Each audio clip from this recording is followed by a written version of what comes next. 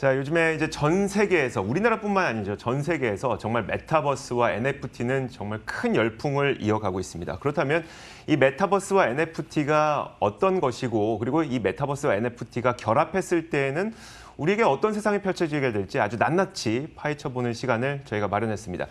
제가 근데 어떤 분들은 NFT를 잘 아시고요. 또 어떤 분들은 메타버스를 잘 아시는데 이 두 가지를 다 알고 계시는 분은 NFT를 활용한 메타버스 플랫폼을 갖고 계신 분일 것 같아서 이분을 저희가 초빙을 해봤습니다. NFT를 활용해서 현재 메타버스 게이밍 플랫폼을 개발하고 있는 더 샌드박스의 이호한 한국 총괄 매니저 나오셨습니다. 어서 오세요. 안녕하세요. 네, 안녕하세요.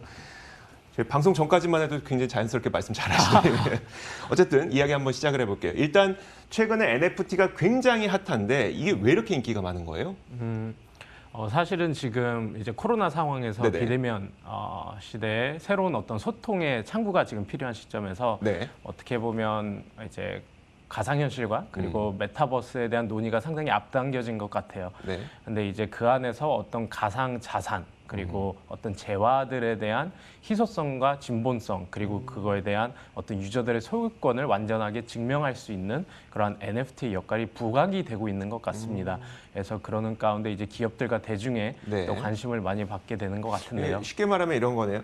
우리는 메타버스 세상에서 조만간 살게 될 것 같긴 한데 많이 활용을 그러니까 사는 건 좀 과한 표현인 거고 많이 활용을 할 것 같은데 거기서 우리가 돈 쓰려면 NFT가 필요해. 이 정도의 인식이 많이 커지고 있는 거네요. 그 안에서 뭔가의 자산을 나의 그러니까 사유 자산을 갖게 된다라고 네네. 생각했을 때 NFT가 필요한 것 같습니다.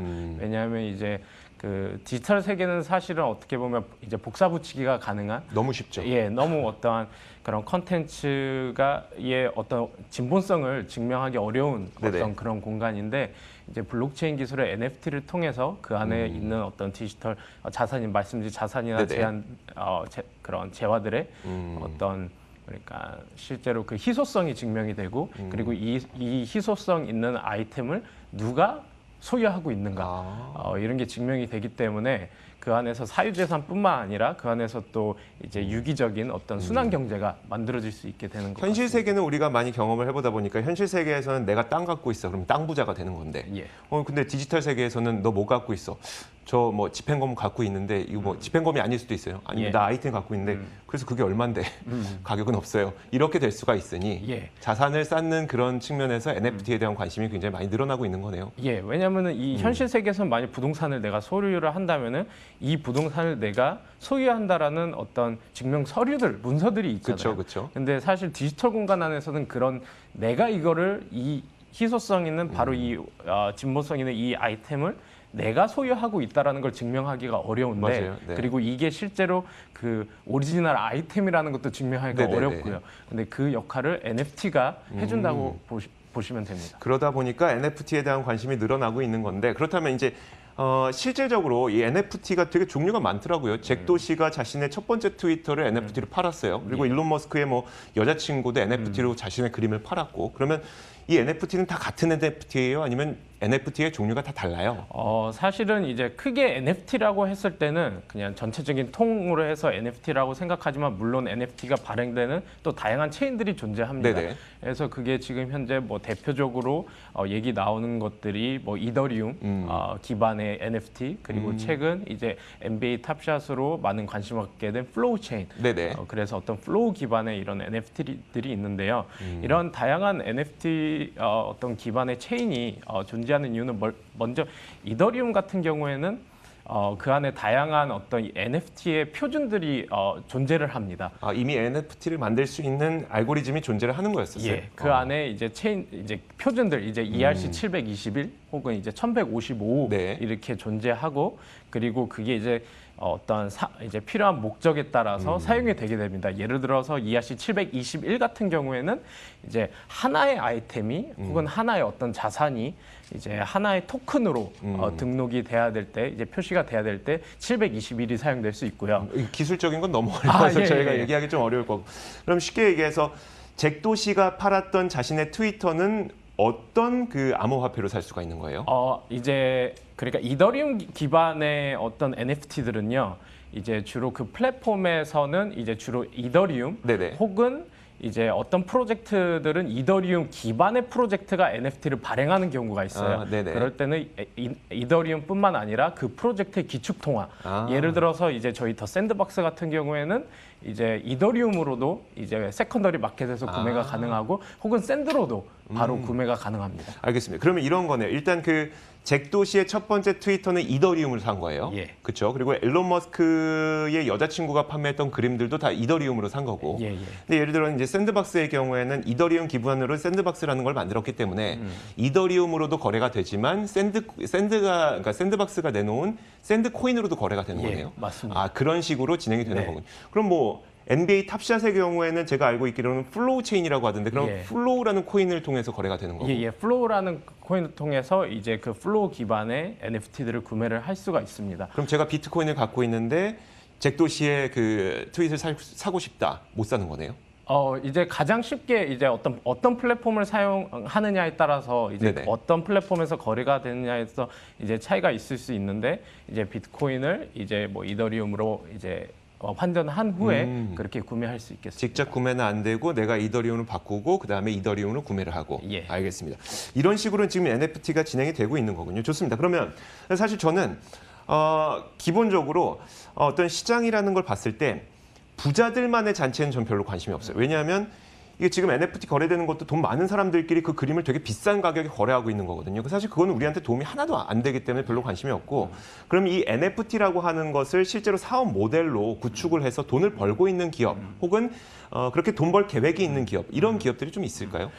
일단은 그 일반인들도 지금 이러한 NFT를 활용해서 수익을 만들고 있습니다. 네네. 근데 이제 물론 이제 기사화되고 또 그런 관심을 받게 되는 작품들은 이러한 큰 금액으로 거래되는 경우인데, 실제로 일반인들, 특히 어떤 컨텐츠 크리에이터들, 아티스트 분들이 사실 NFT를 활용해서 수익을 만들고 있습니다. 그래서 예를 들어서 한국 같은 경우에 최근에 뭐 마리킴이라는 작가도 그렇고, 또 일반 그래픽 아티스트로는 NFT로 처음 이렇게 들어오게 된 그 미스터 미상, 네. 이러한 작가분들이 이제 본인의 어떤 아트를 NFT화해서 판매를 하는데, 이제 직접적으로 어떻게 보면은 그래픽 아티스트들 같은 경우에는 사실 대기업의 수주를 받아서 이제 네. 생계를 이어가는 경우가 많습니다. 그렇죠. 그런데 이제 직접적으로 자신의 작품을 NFT화해서 대중들과 바로 소통할 수 있음을 통해서 이거를 바로 판매를 할 수 있게 돼서, 예를 들어서 제가 파악하기로는 거의 미스터 미상님 같은 경우에는 이제 금년 한 달 동안 거의 1억 원 가까운 수익을 낸 걸로 그래요? 저는 지금 그렇게 파악을 하고 있는데, 그렇게 함으로 통해서 이제 어떠한 수주를 받는 아티스트를 넘어서 완전히 프리랜서로 이렇게 선언할 수 있는 기회가 됐습니다. 그렇기 때문에 사실 이런 NFT 활용을 통해서 어떠한 특히 크리에이터 관련, 아티스트 관련 직군에 계신 분들에게는 새로운 어떤 비즈니스 모델이나 또 새로운 소통의 어떤 창구가 만들어졌다라고 저는 생각을 합니다. 알겠습니다. 그럼 좀 이야기를 더 진행을 해서 NFT는 꼭 메타버스랑 같이 나오더라고요. 메타버스와 NFT는 왜 그 떼려야 뗄 수 없는 관계일까요? 일단은 NFT하고 그렇게 보고 있는 이유 중에 하나는, 네. 일단은 메타버스라고 생각했을 때 그 메타버스 정의를 이제 저 같은 경우에는 사회적 상호작용이 가능한 가상현실 플랫폼이라고 네네. 저는 이제 생각을 하는데요. 이제 인간이 어떻게 보면은 이제 물리적인 공간에서 지금까지 소통을 해왔다면은 그게 이제 비물리적인 공간으로 지금 어떻게 보면 확장 돼가고 있는 상황이라고 생각합니다. 근데 그 안에서 이제, 그런데 이게 가상 공간이라고 해서 현실 세계를 전혀 반영하지 않거나 그러지 않습니다. 네네. 이게 사회적 이제 작용이 가능하다는 점은 그만큼 현실이 반영돼 있기 때문에 현실에서 사용되는 어떤 규칙들, 그리고 언어가 이 안에서도 동일하게 사용될 때 네네. 이 안에서도 이제 유기적인 어떤 그런 이제 사회적 상호작용이 가능한데, 이제 NFT가 도입됨을 통해서 아까 전에도 말씀드린 이제 사실 현실 세계에서도 가장 중요한 것 중에 하나가, 또 경제가 가능한 것 중에 하나가 이제 어떻게 보면 사유 재산에 대한 네네. 증명이잖아요. 이게 그러니까 이게 체감이 잘 안 돼서 그래요. 저희가 예, 예. 경험을 해보지 못했다 보니까 그러면 이제 샌드박스라는 그 메타버스가 있는 거잖아요. 네. 그럼 그 안에서 NFT가 어떻게 활용되고 있어요? 예를 들면 좀 이해가 될 것 같은데. 예를 들자면은 이제 샌드박스 같은 경우에는 가상 부동산이 존재하고요. 네네. 그리고 그 가상 부동산 안을 이제 꾸미고 채워나갈 수 있는 이제 가상 재화들, 예를 들어서 뭐 건물이라든지 어떤 네네. 게임 아이템들이 있는데요. 여기서 예를 들어서 이 가상 랜드를 갖고 있는 소유자가 네. 있을 수 있고, 그리고 이 안에서 그런 이런 컨텐츠를 만드는 또 게임 크리에이터들이 있을 수 있어요. 네네. 그리고 이 게임 크리에이터들이 활용할 수 있는 어떤 가상 아이템, 게임 아이템들을 만드는 또 크리에이터들이 또 따로 있습니다. 네네. 그런데 이제 이 안에서 이제 가상 부동산을 갖고 있는 사람들은 어떻게 보면은 자신이 여기를 꾸밀 수 없기 때문에 네. 이 공간을 크리에이터에게 임대를 놓을 수가 있고요. 네. 그리고 크리에이터들은 그것을 임대를 하거나 소유해서 자신의 컨텐츠로 올리고, 거기서 이제 유저들이 유입되면은 그거를 입장료를 내므로써 이제 그 게임 크리에이터 같은 경우에는 그걸로 또 수익을 창출할 수 있고, 게임 크리에이터 같은 경우에는 임대자에게 그거를 또 지불하는 어떤 그런 순환 경제를 지금 말씀드리는데요. 현실 세계랑 똑같은 거네요. 예, 땅 주인이 맞습니다. 따로 있고 건설사가 따로 있고 시행사가 예, 따로 예, 있고 맞습니다. 이게 그냥 게임 속에서 되는데 예. 그럼 이 땅 주인 누구야를 증명하는 게 NFT가 되는 예, 거고. 그것뿐만 아니라 그 게임 컨텐츠에 만들어진 게임 컨텐츠는 그럼 또 누가 만들었어? 그리고 그 안에 있는 어떤 게임 아이템들은 그럼 누가 만들었는지도 그러니까 건설사 증명이 누구야, 되고요. 시행사 누구야, 예. 인테리어 누구야 예, 이거네요. 그렇게도 보실 수 있고요. 또 추가로 이제 플레이어들도 여기서 네네. 빼놓을 수가 없습니다.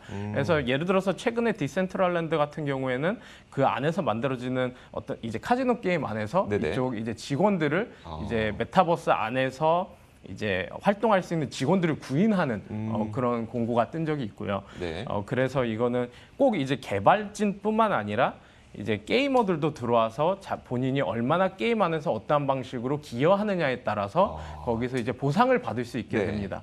사실 예전에 우리가 유튜브 초기 단계에서는 그냥 진짜 순수한 마음으로 영상을 만드시는 분들이 굉장히 많았는데 이제는 이것을 업으로 삼고 계시는 분들이 많잖아요. 사실 그럼 메타버스와 NFT에 그 관련된 사업을 하시는 분들도 그런 세상을 좀 꿈꾸고 계시는 건가요? 예. 사실 어떻게 보면 이제 유튜브 같은 경우에는 네네. 실제로 그런 어떤 플랫폼으로서의 역할을 완전히 해냈고요. 지금은 이제 저희가 그 어떤 게이밍 플랫폼이나 이런 메타버스 플랫폼을 통해서 좀 탈중앙적이고 네네. 그리고 어떤 유저 제작 콘텐츠, 그러니까 이거를 어떤 기업이 만든 콘텐츠를 단순히 유저들이 들어와서 소비하는 것이 아니라 유저들이 사실 본인들이 가장 즐기고 원하는 콘텐츠를 가장 잘 알기 때문에 네네. 그 콘텐츠들을 이제 유저들이 주도할 수 있도록 이런 플랫폼을 지금 계속 메타버스가 이제 어떤 유저 제작 콘텐츠 방향이 약간 샌드박스류 네네. 이런 방향으로 가는 그런 이유가 있는 것 같습니다. 좀 더 길게 얘기하고 싶은데 시간이 거의 다 돼서 이 거의 마지막 질문이 될 것 같은데, 그러니까 그러면 이게 본격적으로 성장하게 될 시기를 언제로 잡고 지금 일을 하고 계신지가 되게 궁금하거든요. 그래야지 그 시기에 맞춰서 사실 저희는 이제 뭐 투자나 이런 것들의 판단이 가능할 것 같아서요. 지금 성장하는 시기는 지금 사실 어떠한 기술이 도입되고 대중화되는 어떤 그런 그래프, 네네. 어떤 그런 차트를 봤을 때 지금이 사실 NFT나 메타버스는 그러니까 대중들에게 알려지는 네네. 지금 시기인 것 같고요. 그리고 어떤 그런 열기는 분명히 조금 식게 돼 있습니다. 그렇죠. 근데 이제 그러한 그래프에 의하면은 그러한 열기가 조금 식었을 때 더 많은 인프라가 구축이 되고 네네. 사업이 확장하는 시기입니다. 그래서 지금 현재 열기가 얼마나 더 유지될지는 모르겠지만은 어쨌거나 지금 계속 어떤 기업들과 또 셀럽들 그리고 네. 다양한 아티스트와 크리에이터군들이 들어오는 상황에서 NFT 산업은 분명 계속해서 성장할 것이라고 전망을 하고 있고요.